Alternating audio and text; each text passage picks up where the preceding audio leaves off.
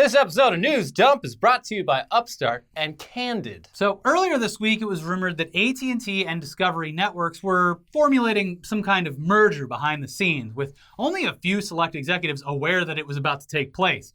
The rumors of this merger started popping up last Sunday, and the actual confirmation and corresponding announcement happened just a few hours later on Monday morning. So very rapidly, this all unfolded. It made it one of the biggest and quickest major media mergers in history, if it inevitably goes through, which historically has been the case with these things happening. I'm sure they'll be fine. But what the hell does this even mean? And why the hell does AT&T keep doing this, considering they're billions of dollars in debt? This will probably result in massive layoffs, the shuttering of brands, and it'll only add to more confusion as to what AT&T's actual offerings and platforms are.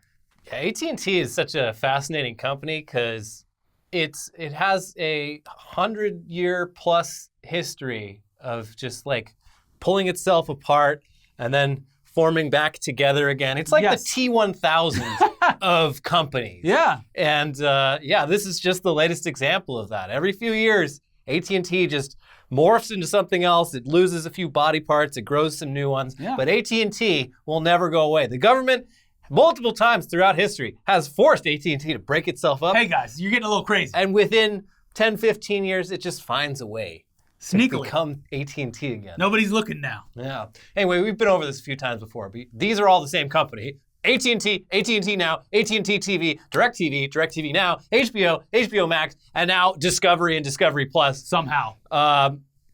And this is without even getting into all the sub-networks, the digital media companies, and the studios that are underneath this gigantic and somehow still growing umbrella. But if you want an idea of just how insane this is from one single digital media perspective, check out this tweet from our good friend, Joel Rubin, who, you have to sing his name. Joel Rubin, who mapped out his career over the past decade or so and how AT&T was somehow there the entire way.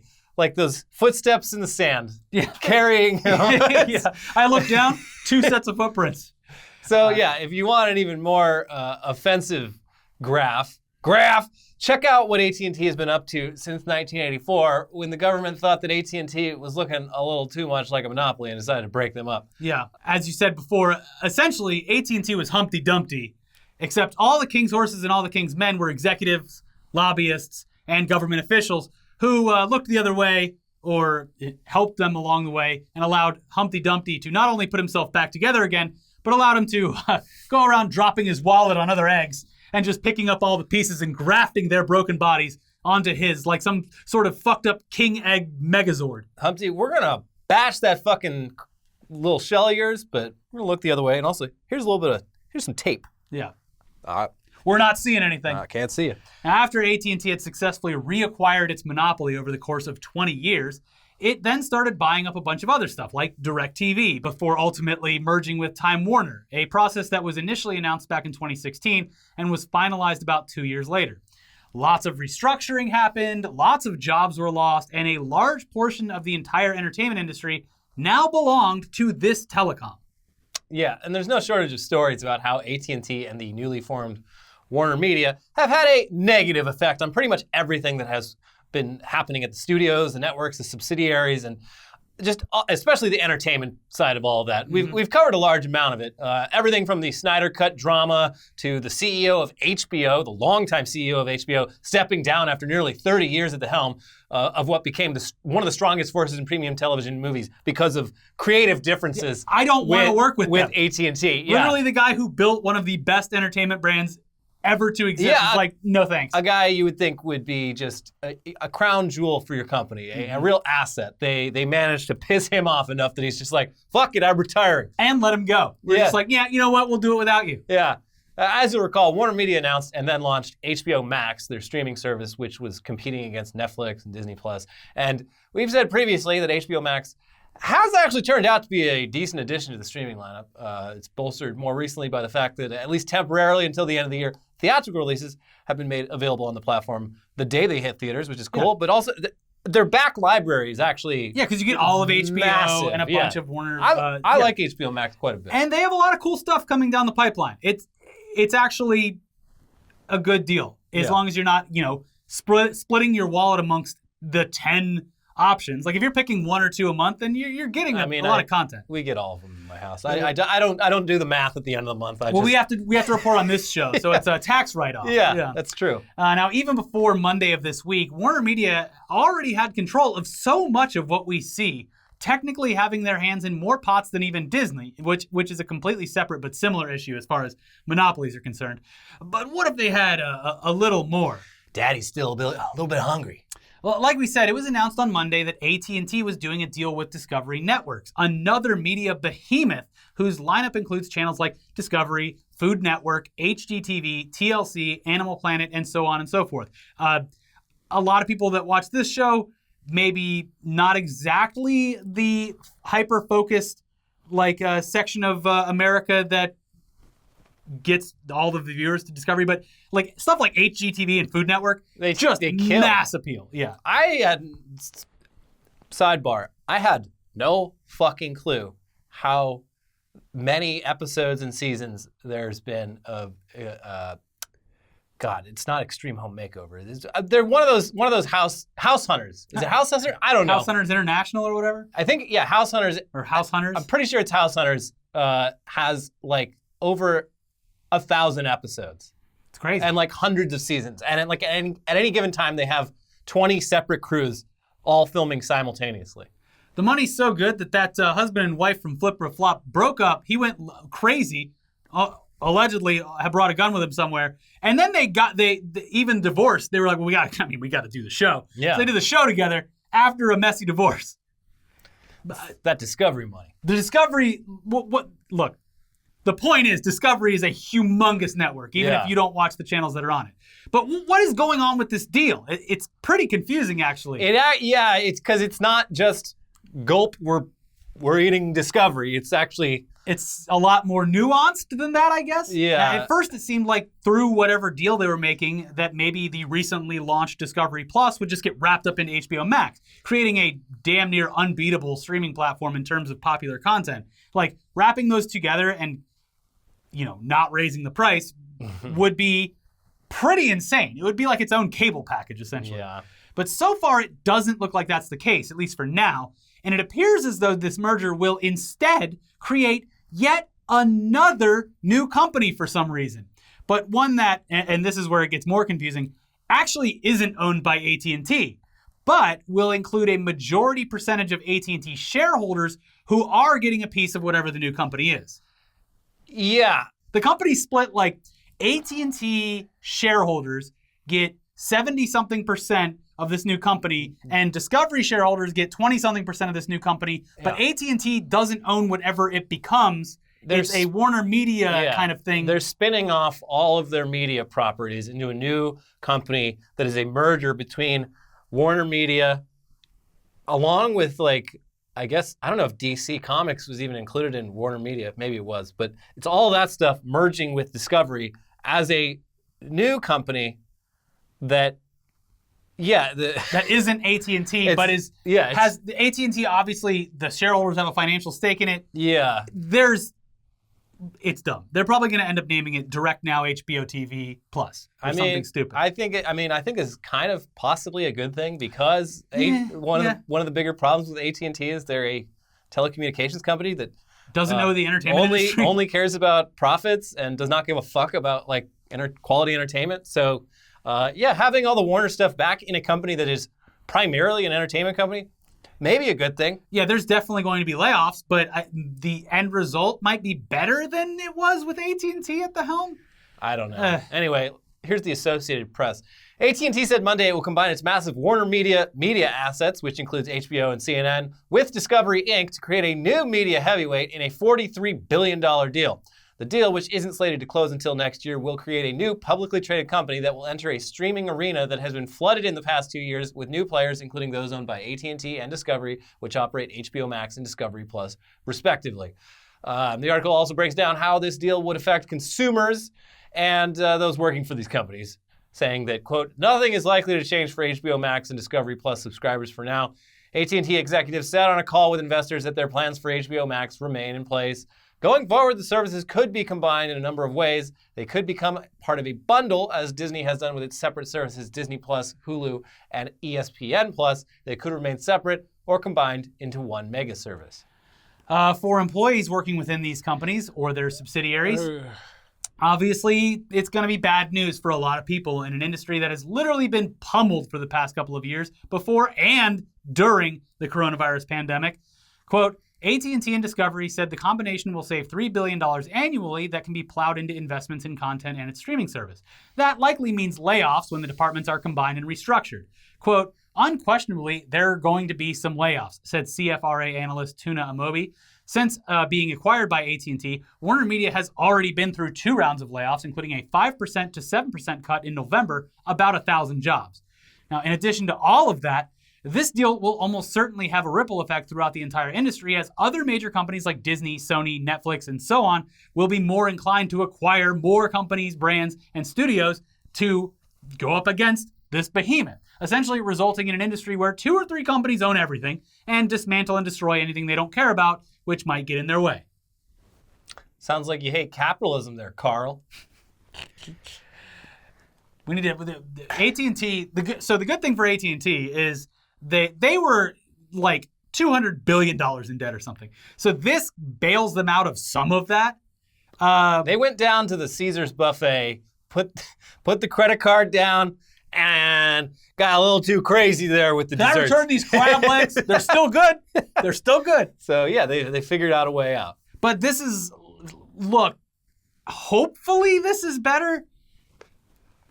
Historically, everything's gotten worse, no matter what happens. I mean, at least I think probably Discovery and Warner Media, like there's obviously a ton of redundancy, but probably less redundancy than if it was 2 movie studios.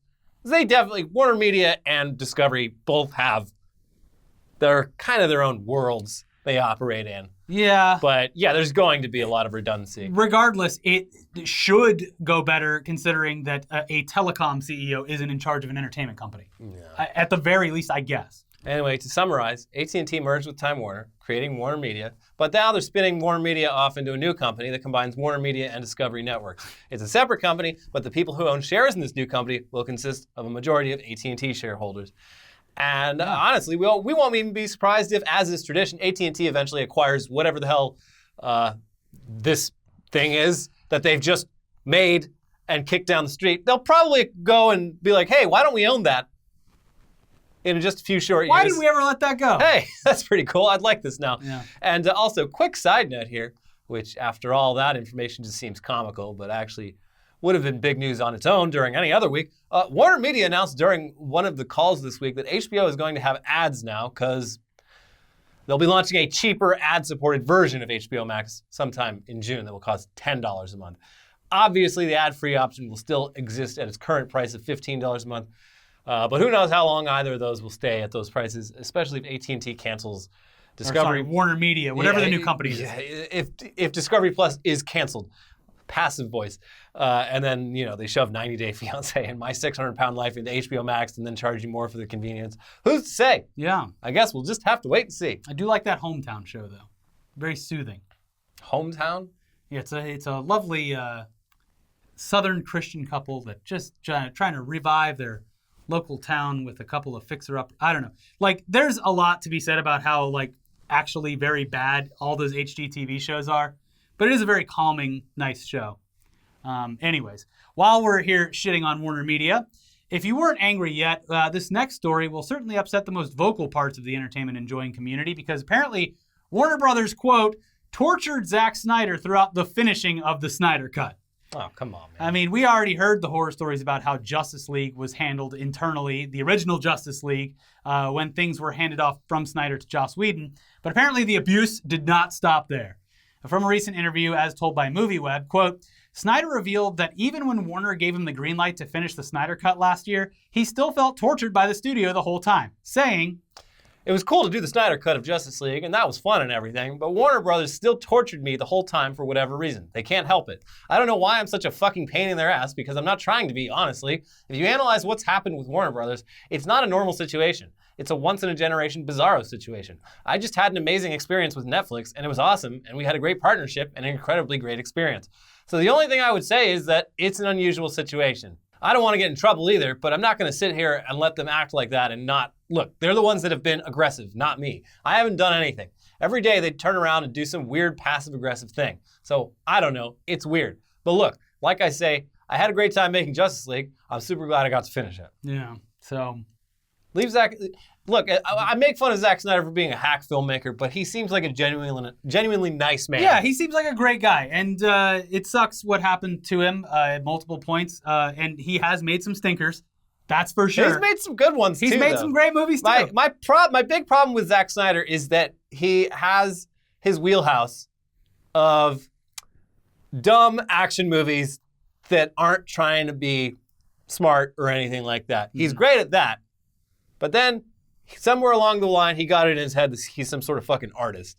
And well, I said this at the original Dawn of Justice and Justice League. Well, Justice League. Dawn of Justice was like Zack Snyder can shoot some beautiful scenes. Yeah, he's some incredibly epic, amazing-looking scenes. Zack Snyder is the ultimate example. And I don't know if this happens as much anymore just because MTV isn't as relevant, but Zack Snyder is the ultimate example of like that generation of filmmakers, the Gen X generation, who all got their start shooting music videos and then transitioned into filmmaking. Yeah. And the man has quite the eye. Yeah. I'll give him that. Sure. And when he has enough time to tell a story, he can tell it. He needs a lot of time, yeah. Anyways. But, let's all right, let's calm down and leave these big media companies alone for a second and take a quick break to thank today's sponsors for sponsoring this show and allowing us to produce it without being owned by AT&T. Even though technically our ad network is a subsidiary of Rooster Teeth, which is a subsidiary of Otter Media, which is a subsidiary of Warner Media Sales and Distribution, which is a division of AT&T's Warner Media. Fuck. There's no escaping the web. But they're just our ad network, so we can say fuck AT&T all we want. Are. Then they'll never find out. They won't hear anything.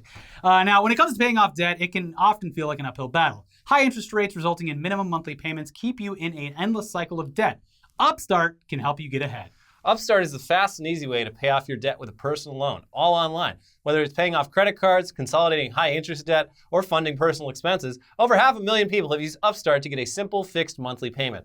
Unlike other lenders, Upstart looks at more than just your credit score, like your income and employment history. This means they can offer smarter rates with trusted partners. With a 5-minute online rate check, you can see your rate upfront for loans between $1,000 to $50,000. You can receive funds as fast as 1 business day after accepting your loan.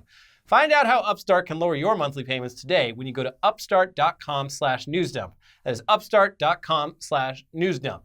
Don't forget to use our URL to let them know that we sent you. Loan amounts will be determined based on your credit, income, and certain other information provided in your loan application. Go to upstart.com/newsdump. This episode is also sponsored by Candid. Are you unhappy with your smile? You don't have to be. Thousands of people have used Candid. The clear, comfortable, removable, and practically invisible aligners help straighten their teeth, and now they love their smile. Just like Justin M. from Atlanta, who said, "When I was younger, I used to have a gap in the front and on the side. I noticed that people would always look at my mouth first, so I was looking for a fix. Candid ended up being the perfect company for me. You can't stop me from smiling now. There's no comparison. Candid is here to help straighten your teeth so you can fall in love with your smile too. Your treatment is prescribed and closely monitored remotely by a licensed orthodontist who's an expert in tooth movement. You'll have the same quality of care that you'd get from an in-office orthodontist from the comfort and convenience of your own home." With Candid, the same orthodontist who created your plan is with you from start to finish, so you never have to wonder how you're doing. The average Candid treatment is just 6 months. You'll start seeing results way before then, and it costs thousands less than traditional braces. Become your best you. Start straightening your teeth today. Right now, you can save $75 on Candid's starter kit. Go to candidco.com/newsdump and use code newsdump. That is candidco.com/newsdump, code newsdump. Take advantage of this limited time offer to save $75 on your starter kit. candidco.com/newsdump, code newsdump. All right, now back into the news. And look, whether you'd like to accept the truth or not, when it comes to the media this year, 2021, it will almost certainly be defined as the year of the NFT. Now, we've withheld overdoing it with coverage about NFTs because we understand how stupid and frustrating it is for a lot of people that these digital items are fetching outrageous price tags, and that despite what a lot of people will scream in the comments, they aren't great for the environment. But suffice it to say, with every week that goes by, there is something big happening in the world of non-fungible tokens. And it seems to always range between already rich and famous people eagerly attaching themselves to a trend because it's an easy, quick way to make an absurd amount of money, or artists and people who have contributed to the online world finally getting a decent payday for their work. To speak to that point, there's been a steady stream of people who were immortalized forever as memes throughout the past 2 decades who were able to sell their appearance as a meme for tens of thousands, if not hundreds of thousands of dollars, finally allowing them to capitalize on inadvertently becoming famous with initially zero financial benefit. Yeah. Bad Luck Brian nabbed nearly 50,000. Scumbag Steve got 70,000. The oh my god, Burks, that girl, she got a modest 5K. Mm-hmm. Sad. I always liked that meme. Yeah. Disaster Girl, you know, the little girl looking menacingly, sinisterly in front of a house that was burning down. She got almost $500,000. Yeah. Which, fine. But then there's the celebrities who are in this NFT thing because it's a trend that they can cash in on. DJs, musicians, film and TV stars. Do they really need to sell NFTs? I mean, Cara Delevingne's reportedly auctioning off an NFT about her vagina. Okay. Luckily, most of the celebrities like Delevingne are donating the money to charity. But some of them. But yeah. Some of them very clearly are not. But a lot of them are, which is great. Yeah, it's been a very interesting past few months of like people I sort of casually follow and casually admired online, just randomly losing respect for them when I haven't checked in on them in a while and just see that they've gone just 100% fully into NFTs, and that's all they fucking talk about anymore. Look, well, yeah, non-artists, sure. I've seen a lot of artists that I like and respect that have gone into it, and it's hard for me to it's hard for me to attack them or think that they're doing something wrong, considering 99% of them are just getting by or whatever with their actual physical art. It's cool, and it's great that they're able to, make a decent living now. That's all fine. It's just, I'm saying, like, now you go on these artists' pages and it's much more about like the commerce side of it than the actual art, it feels like. Yeah. I don't know. Anyways. But yeah, so. Celebrities, do they have to use cryptocurrency? Do the celebrities and the brands and the people with presumably already great revenue streams, do they really have to use this fucking cryptocurrency art release shit to do that? Yeah, you know who definitely doesn't have to do that? Fox. But back to the main point. NFTs are now just a regular part of our lexicon. They are everywhere. And even though the value has been dropping as the market is being flooded. Who called that one? And also the fact that cryptocurrency, brands and companies are still going to be cashing in on this craze until there is literally no monetary value left in doing it. Case in point, Fox. Fox is working on a new animated series with Rick and Morty co-creator Dan Harmon that will be, quote, tied to the blockchain and allow you to purchase NFTs from the show in a digital marketplace. From The Hollywood Reporter, Harmon is making Crapopolis, an animated comedy set in mythical ancient Greece that's centered on a flawed family of humans, gods, and monsters that tries to run one of the world's first cities without killing each other. Yet, Crapopolis is also going to be the first ever animated series curated entirely on the blockchain and mark the broadcast network's debut move into the NFT business. Fox says it is also debuting a new NFT company called Blockchain Creative Labs. It continues with a quote from Fox Entertainment's CEO, Charlie Collier, who said, "Not to go too far into it today, but as an advertiser-focused, artist-first, and animation-obsessed company, Fox is going to take advertisers into the world of blockchain-powered tokens, including NFTs. And Dan's series, currently entitled Crapopolis, will be the first ever curated entirely on the blockchain. And just as we're doing this for our own animation, we will also help your brands connect directly with fans and enthusiasts through NFTs. With and for you, Fox will help art meet brands meet technology. Fox will launch a dedicated marketplace for Crapopolis that will curate and sell digital goods ranging from NFTs of one-of-a-kind character and background art and GIFs, as well as tokens that provide exclusive social experiences to engage and reward superfans." I can tell you with the most certainty that I have within my body that leading up to the upfronts, Fox was like, everyone at Fox, you gotta get on these NFT things. I don't care. Put together something. Can we make an NFT of a TV show? Is that something you can do? We have to tell all these advertisers out there, all these big advertisers that we're in the NFT space. We have to plant our flag, and I don't care what it is. Just put something out there. We had this first look at a Dan Harmon thing, right? NFT. Make an NFT of it. Yeah, I mean, like, Because that's I've only done 2 upfronts in my entire life or been a part of them, and it is literally just like, what can we sell? Yeah. What is it? Throw anything at the door. It's definitely an upfront idea. But I mean, like, on the one hand, this is kind of brilliant because TV shows, especially animated shows, are expensive and they're easy for executives to cancel because they're like, well, you're not making as much money as we'd like to make. You're not making as much money as 90 Day Fiancé, and that costs us like 1/10 the amount of money to produce. Yeah. So you're canceled. Whereas a show like this, which if it's anything like Rick and Morty, it'll have fans that like collecting things.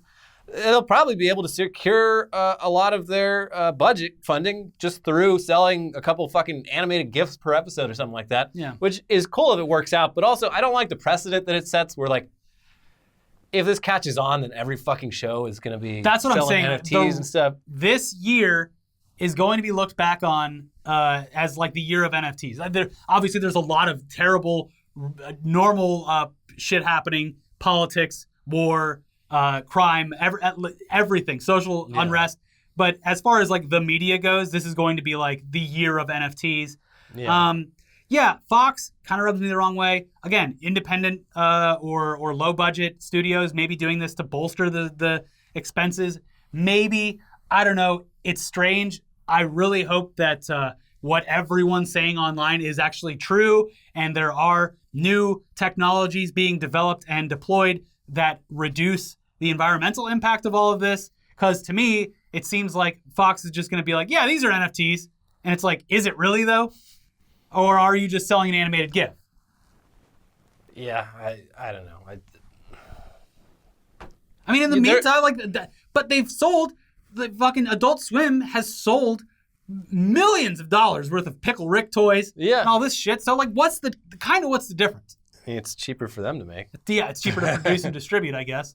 I guess, like, yeah, we're not using fossil fuels to ship and distribute. No, we're using fossil fuels to run fucking servers that are doing Sudoku puzzles to create a token that directs you to a URL that hopefully will be there in 5, 10 years, 15 years. What I feel like, what's like the saying where it's like with the frog that's being boiled alive, it's like if you drop the frog in boiling water, it would jump out. Yeah.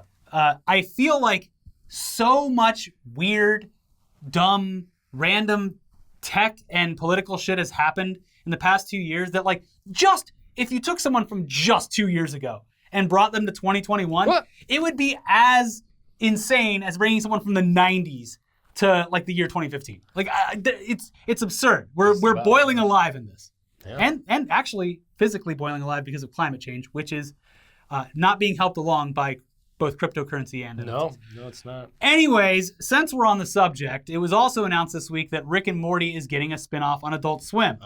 So far, not NFT related. Maybe it'll be tied to the blockchain. From now on, I'm just going to assume that every show is tied to the blockchain. Pickle coin. Yes.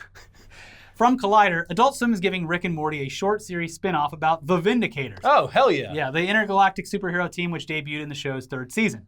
The Vindicators will follow the superheroes' adventures without Rick and Morty, featuring Supernova, Vance Maximus, Alan Rails, Crocubot, and the greatest hero of them all, Noob Noob.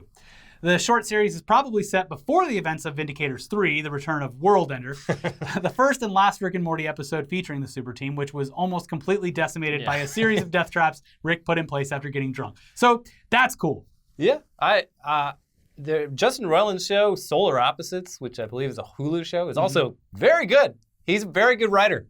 Yeah, like it's the Rick and Morty thing where it's like it's funny, but it's just like really good science fiction writing. Where like you're like, wait a second, these concepts are actually very clever. Yeah. Anyway, yeah, good for them. Over in pornography news. Yes. Just a little porno news. Yeah. It's looking like Pornhub has taken a few notes from Peter Jackson and decided that cinematic history must be preserved. Even the world's earliest porno flicks, because Pornhub is using artificial intelligence to remaster the oldest erotic films into stunning 4K. Stunning, arousing 4K. It's like you're there. That woman's been dead for 100 years. Yet you see her tits shaking in front of you, as if they were here today. If only she knew that in the year of our Lord 2021, people would be ejaculating to those boobs. She's a gilf. There's a lot of G's in there. Yes, she's a triple G gilf. Yeah. So I don't know. Not sure if this is what people are out there searching for these days. There's a fetish. Yeah. I'm sure there is. I can only jack off to women who've been dead for decades. The only thing that gets me hard is knowing that they are long dead. There's no guilt in it. Yeah. Yeah. Okay. Well, look, someone's got to replace all the step family videos. There has to be some transition out of the stepbrother, stepsister, stepfather, stepmother. Hello, stepbrother. Yeah. Yes. Come on. It's a little weird. Anyway, so yeah, why not some vintage films that are all far outside of any potential copyright issues? Because again, everyone involved has been dead for a long time. Yes. From Engadget, the remastered project used AI to restore and colorize skin flicks from as far back as 125 years ago. These things predate the Titanic. The porn giant harnessed machine learning and 100,000 adult images and videos to teach the AI how to colorize the films. This is there's a couple YouTube channels, but one in particular is a guy who has just some crazy machine learning algorithm that he runs old footage through, and it's just like street scenes, like New York City, 1895. And it looks incredible. Yeah, it's fucking crazy. Well, it's like Peter Jackson literally did this with World War I footage. Yeah, that shit was wild. Anyways, the article continues. Several algorithms were used to restore the films with limited human intervention, according to Pornhub. The process started by reducing noise and sharpening and contrasting images. The videos were boosted to run in 4K at 60 frames per second, and audio was either remastered or a new soundtrack was added. Nice. The titillating movies that Pornhub has restored include The Kiss from 1896, which featured the first smooch captured on film. Can she do that? Banish that woman! It didn't take too much longer before the advent of more explicit films. So if watching threesomes or kinky cosplay from the 1920s in 4K with plinky plonky silent film music is your thing, you'll know just where to find it. I'm going to go check this out. I did. I did when researching and looking into this through the Engadget article, and it's look, it's not as impressive as some of that New York footage or like the Peter Jackson stuff. But there it is, a century-old pornography in color. And it's like, yeah, it would be a shame if that stuff was lost to history. I'm glad they did it. Yeah, I'm glad they did it too. Yeah. So there you go. It's out there, and you can watch it now. Yeah. After getting all those lawsuits for multiple reasons, Pornhub's like, all right, what's something that we can technically own with no legal ramifications? Mm-hmm.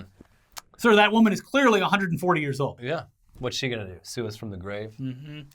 Anyways, that's it for today's episode of this week. We've done like an episode every single day. It's been a tight one because we're leaving next week. We're going on a short break, so we won't have any episodes going up next week. But we do have a new episode of Weekly Weird News coming up for you. It's been a long week, but thank you for allowing us to take a week off, as if you had some choice. We just want to make you want episodes more. When we're gone for a week, you're gonna be like, the hell's wrong with these guys? I need more episodes. They're going to storm the Capitol the second for content. We're done. Yeah, for content. Got to give these guys some content. Anyways, Anyways, watch our previous videos, Tech News Day, about people keep falling for these Elon Musk crypto scams. Yeah. Cut it out. And then our video on Bob Ross, which hilariously a Twitch streamer who's also a viewer of our show, who is just the biggest Bob Ross fan. Bob Ross super fan. She decided to watch our Bob Ross video sight unseen with her chat, and it was heartbreaking but also hilarious to see her realize in real time just like how fucked up Bob Ross Incorporated is. Yeah, I'll leave a link to that. I'll put a link to that below in the description as well, because it's a fun watch because you can see kind of like the world crushing. Yeah, it's really like, I've never watched a story of ours in a way where I'm seeing how it affects someone like directly in real time. I thought it was hilarious. It was funny, but I felt real bad for her. Yeah. Anyways, I'll leave a link to that as well, to her channel. Go follow her and watch that video. And check out those videos right here. Now they're on the screen. There you go. We'll see you soon for Weekly Weird News, and bye. Bye.